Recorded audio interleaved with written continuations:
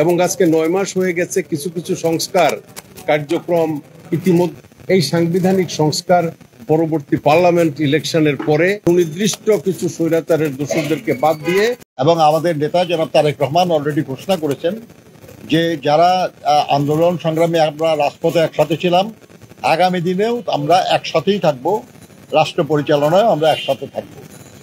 তো সেই জন্য কি আলোচনা হয়েছে এই বিষয়টা আমরা আমাদের সাথী এলডিপির নেতৃবৃন্দকে অবহিত করেছি এবং তারা তাদের মতামত ব্যক্ত করেছেন, আমরা শুনেছি। অনেক আলোচনা, কিন্তু সবই এখন আলোচনা আপনাদের সামনে হয়তো হবে না, কিন্তু সব আরও অন্যান্যদের সঙ্গে আলোচনা শেষে আমরা বিএনপির পক্ষ থেকে বক্তব্য রাখবো। আমি আজকের দিনে শুধু আমাদের নারী ক্রিকেট টিমকে অভিনন্দন জানাতে চাই যে তারা বিশ্বকাপে অংশগ্রহণের যোগ্যতা অর্জন করেছেন। আমরা তাদেরকে বিএনপি চেয়ারপারসন দেশনেত্রী বেগম খালেদা জিয়া, ভারপ্রাপ্ত চেয়ারম্যান জনাব তারেক রহমান, মহাসচিব মির্জা ফখরুল ইসলাম আলমগীর সহ বিএনপির পক্ষ থেকে তাদেরকে অভিনন্দন জানাই এবং তারা আমাদের মর্যাদা বাড়িয়েছেন, বিশ্ব পরিমণ্ডলে আমাদের সুনাম বাড়িয়েছেন, সেজন্য তাদেরকে ধন্যবাদ। আমি এলডিপির মহাসচিব, সাবেক মন্ত্রী, সাবেক এমপি ডক্টর রেদওয়ান আহমদ সাহেবকে বক্তব্য রাখার জন্য অনুরোধ করছি। ডক্টর রেদওয়ান আহমদ। আমার প্রিয় ইলেকট্রনিক মিডিয়া এবং প্রিন্ট মিডিয়ার সাংবাদিক ভাইয়েরা, আসসালামু আলাইকুম। নজরুল ভাই আমার শ্রদ্ধেয় বড় ভাই, বিএনপি স্থায়ী কমিটির সদস্য, যে মূল বিষয় নিয়ে আজকে আমাদের সাথে আলোচনা করার জন্য ডেকেছিলেন সেই বিষয়টি তিনি উত্থাপন করেছেন। আপনারা সকলেই দেখেছেন যে প্রধান উপদেষ্টার নেতৃত্বে যে তার ক্যাবিনেটের সদস্যরা ছিল, সেখানে বিএনপির স্ট্যান্ডিং কমিটির মেম্বাররা জনাব ফখরুল ইসলাম আলমগীর সাহেবের নেতৃত্বে সেই জায়গাতে তাদের সাথে আলোচনায় বসেছিলেন। তো আলোচনা পুরোপুরিভাবে ফলপ্রসূ হয় নাই, এই বিষয়টা প্রেসের সামনে জনাব মির্জা ফখরুল ইসলাম আলমগীর সাহেব উল্লেখ করেছেন।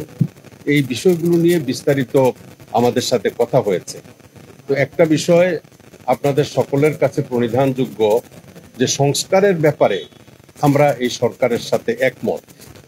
সংস্কার যেই সংস্কারগুলো ঐক্যমতের ভিত্তিতে হবে, সকল রাজনৈতিক দল যেই প্রস্তাবগুলোকে সমর্থন দিবে সেই প্রস্তাবগুলো একটা চার্টার আকারে প্রকাশ করার ব্যাপারে বিএনপিরও দ্বিমত নাই এবং আমাদেরও কোনো দ্বিমত নাই। আর যেই মৌলিক বিষয়গুলো এই সংস্কার কমিটি বা সরকারের পরিবর্তন করা সম্ভব নয়, যেমন সাংবিধানিক সংস্কার, এই সাংবিধানিক সংস্কার পরবর্তী পার্লামেন্ট ইলেকশনের পরে সেই সংস্কারগুলো করতে হবে। আর কিছু কিছু বিষয় আছে সেইগুলো একটা অর্ডারের মাধ্যমে, অধ্যাদেশের মাধ্যমে পরিবর্তন করা সম্ভব। তো আমরা আমাদের পক্ষ থেকে এই কমিশনের কাছে আমরা প্রস্তাব দিয়েছি যেই বিষয়গুলোতে সংস্কার করার ব্যাপারে আমরা ঐক্যমত হয়েছি এবং যেই বিষয়গুলোতে আমরা সংস্কার করার প্রস্তাব দিয়েছি এবং বিএনপিও অনেক প্রস্তাব দিয়েছে এবং অন্যান্য রাজনৈতিক দলও অনেকগুলো সংস্কারের ব্যাপারে ঐক্যমতে পৌঁছেছেন। এই সংস্কারগুলো বাস্তবায়ন করার ব্যাপারে আমাদের কারো কোনো রকম দ্বিমত নাই এবং আজকে 9 মাস হয়ে গেছে কিছু কিছু সংস্কার কার্যক্রম ইতিমধ্যেই তাদের বাস্তবায়ন করা উচিত ছিল বলে আমরা মনে করি। তো আমরা বিভিন্ন সময় যখন সরকারের সাথে কথা বলেছি, তাদের সফলতার জন্য আমাদের যিনি দলের প্রধান কর্নেল অলি আহমেদ সাহেব সুনির্দিষ্ট কিছু প্রস্তাব এই সরকারকে দিয়েছিল।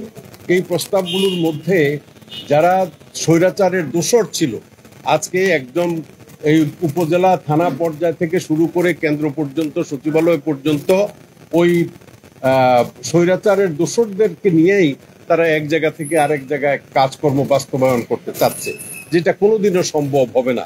আজকেও এক পত্রিকায় দেখলাম এক স্বৈরাচারের দোসর জনপ্রশাসনেও আবার তাকে মুখপত্র হিসাবে নিয়োগ দেওয়া হয়েছে। এই স্বৈরাচারের লোকজন যদি বিভিন্ন জায়গায় সরকারের থাকে, তাহলে তো তাদের মাধ্যমে শেখ হাসিনার সংস্কার বাস্তবায়ন ছাড়া এই সরকারের সংস্কার বাস্তবায়ন হবে না। এই সরকারকে আমরা অনুরোধ করছি যে এই লোকগুলোকে চিহ্নিত করে অনুগ্রহপূর্বক সংস্কার বাস্তবায়ন তথা আপনাদের প্রতিটা পদক্ষেপ বাস্তবায়নের জন্য সুনির্দিষ্ট কিছু স্বৈরাচারের দোষীদেরকে বাদ দিয়ে আপনারা নতুনভাবে ব্যবস্থা গ্রহণ করেন। আর দ্বিতীয়ত, যেই ক্ষেত্রে আমরা ঐক্যমতে পৌঁছেছি সেই ক্ষেত্রগুলো বাস্তবায়ন করে অনতিবিলম্বে ডিসেম্বরের মধ্যে, জনাব প্রধান উপদেষ্টার প্রতিশ্রুতি ছিল যে ডিসেম্বরের মধ্যে নির্বাচন করা সম্ভব। অবশ্য তিনি একবার বলেন আর একবার কথার পরিবর্তন করেন। উনি অত্যন্ত সম্মানিত মানুষ, ওনাকে আমরা ছোট করে কিছু বলতে চাই না। উনি যাতে ওনার প্রতিশ্রুতিতে ঠিক থাকেন এবং দেশের মানুষের চাহিদা অনুযায়ী ডিসেম্বরের মধ্যে নির্বাচনটা সম্পন্ন করেন, আর না হয় যে দেশে যে কোনো রকমের একটা পরিস্থিতির সূচনা হতে পারে, অন্যরকম কোনো পরিস্থিতির সৃষ্টি হোক বা এই নির্বাচনকে কেন্দ্র করে দেশে আবার একটা বিশৃঙ্খলার সৃষ্টি হোক, সেটা আমরা চাই না। কারণ এই সংস্কার প্রস্তাবগুলো বাস্তবায়নের জন্য যেই পদক্ষেপ নেওয়া দরকার, এরা আমি মনে করি মে জুন মাসের মধ্যে তারা একটা চার্টার তৈরি করতে পারবে। এবং এটার পরে যদি আমরা সকলেই ঐক্যমত্যে পৌঁছি, তাহলে মে মাসের পরে ডিসেম্বরের মধ্যে নির্বাচন করা তো তাদের কোনো অসুবিধা নাই। তো সেই ক্ষেত্রে তাদের ঐক্যমত হতে অসুবিধা কোথায়? আর তারা যদি মনে করেন যে অল্প সংস্কার করে তিনি ডিসেম্বরের মধ্যে নির্বাচন দিবেন, যেটা তার প্রতিশ্রুতি ছিল, তাহলে যেই সংস্কারগুলো করা সম্ভব সেগুলো করেই ডিসেম্বরের মধ্যে নির্বাচন দিয়ে দেন, তাইলে তো আর কোনো বিতর্কের সৃষ্টি হয় না। তো আমরা আশা করব যে তিনি তার প্রতিশ্রুতি রক্ষা করে ডিসেম্বরের মধ্যেই নির্বাচন করার ব্যবস্থা করবেন।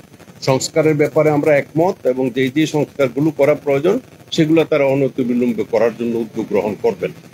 ভালো, তো এটা তার আকাঙ্ক্ষার কথা উনি ব্যক্ত করেছেন। আমরা আশা করব যে তার আকাঙ্ক্ষা পরিপূর্ণ হবে। আমরাও তো সেরা নির্বাচন চাই, বাংলাদেশের জনগণও তো সেরা নির্বাচন চায়। কাজে এটা নিয়ে মন্তব্য করার তো কিছু নাই। আমাদের যাদের সঙ্গে কথা হয়েছিল তাদের সঙ্গে আপনি আলোচনা করেন, আমি ছিলাম না সেখানে। ধন্যবাদ। দলের পক্ষ থেকে ধন্যবাদ জানাই। আমাদের শ্রদ্ধেয় নেতা কর্নেল অলি আহমেদের পক্ষ থেকে এবং আমাদের দলের পক্ষ থেকে এই ক্রিকেট টিম আজকে বিশ্ব পরিমণ্ডলে তারা একদম চূড়ান্ত পর্যায়ে ওয়ার্ল্ড কাপে খেলবে, এটা আমাদের জন্য একটা আনন্দের বিষয়। আমরা তাদেরকে ধন্যবাদ জানাই, সাধুবাদ জানাই এবং তারা যাতে ওই খেলায় কামিয়াব হয় সেইটাও প্রত্যাশা করে আপনাদের সকলকে ধন্যবাদ জানিয়ে আমার কথা শেষ করছি।